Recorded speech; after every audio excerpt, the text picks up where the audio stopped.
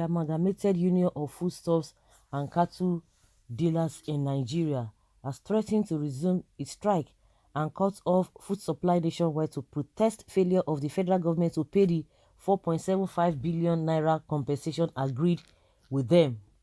The northern traders gave the government a 3-week ultimatum to implement the signed agreement that led to the calling off of their strike in March this year. The union alleged its members were still being extorted by security agencies and harassed in the southeast. The northern traders had blocked food supply in South to demand the payment of 475 billion naira compensation for lives of members and properties lost during the NSAS protests and Shasha market chaos. Maybe 4.70 billion, because maybe 4.70 billion naira, not 475 billion naira. Okay, 4.75 billion naira.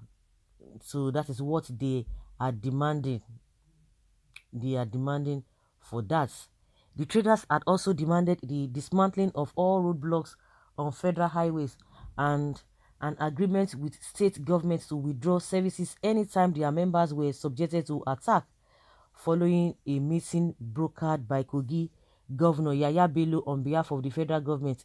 The northern traders agreed to call off their strike. I think Yaya Bello was making math that time that trust me, count on me. I will effect this compensation.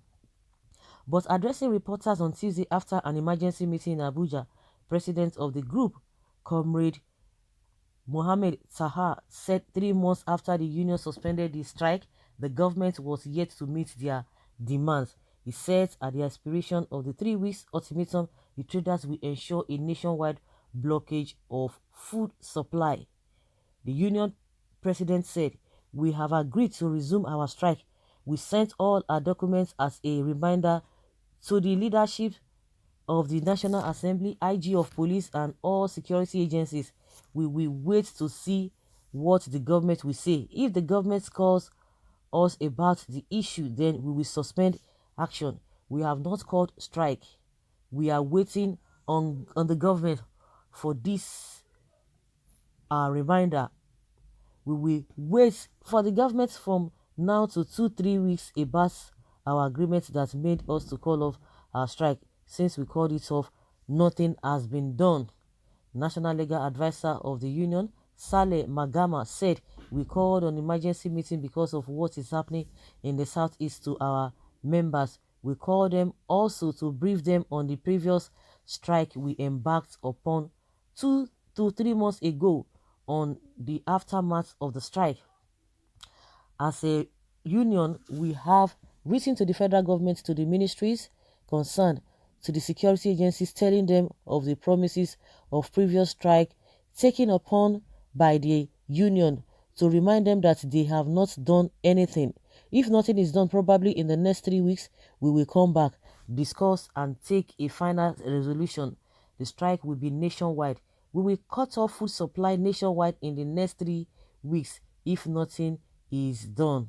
Okay, so guys, these people, if the southerners have not been able to put their house in order, because even if this thing does not happen maybe in next 1 year, 2 years, 3 years, it will still happen one day with the mindset of these people.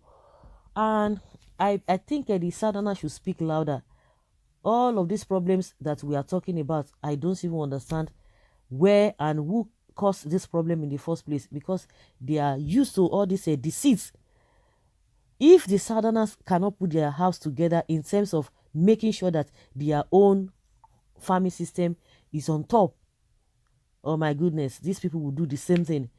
And I believe that if government is really ready, all the governors in the south, if they are ready to do the right thing, I think this so-called Fulani S-men that go about making life uncomfortable for individual farmers, it will not be there if government can do their own agriculture, create their own agricultural farm.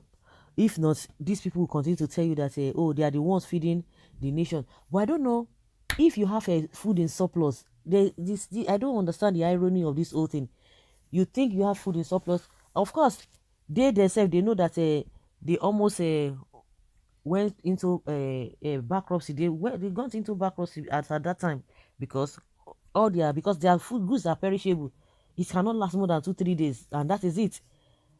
And they were now everything. A lot of things were wasted, and they lost more. They lost more, and they were taking some of them were taking their goods to neighboring country that cannot even buy up to to up to the amount that they sell it in the south. So it is a win-win. All this, I'm going to do this, I'm going to do that. The irony aspect of it that I'm even asking is that you have all their children all over the place, all over the country, in other places, doing what? Begging for arms. If you have that food in surplus, it shouldn't be a big deal. Maybe they will not be thinking of something else. But in terms of food, you say you have it, and the food that you are selling to, you are bringing to other places as your business or whatever. You are not giving it for free.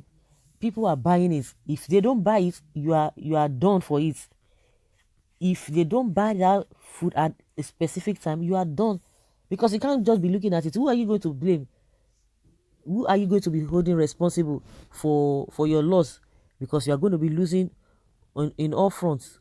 You are going to be losing. That is it. So this threat is nothing.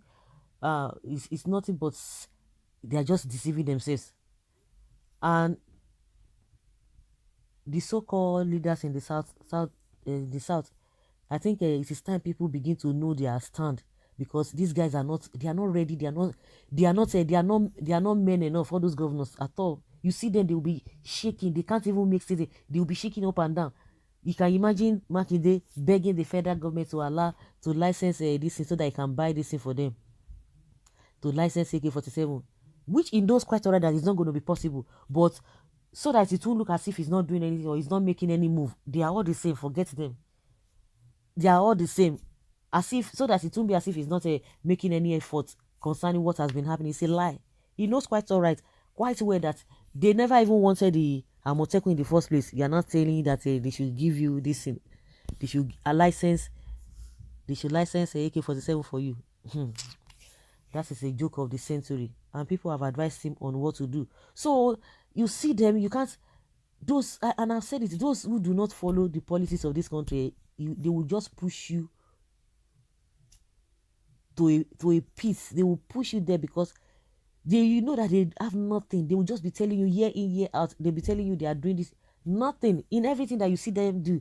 It does not even have a direct, or it does not affect you positively. And these are the people you are waiting for. So this group of food supplier of whatever they call themselves, if you don't bring it, you're on your own.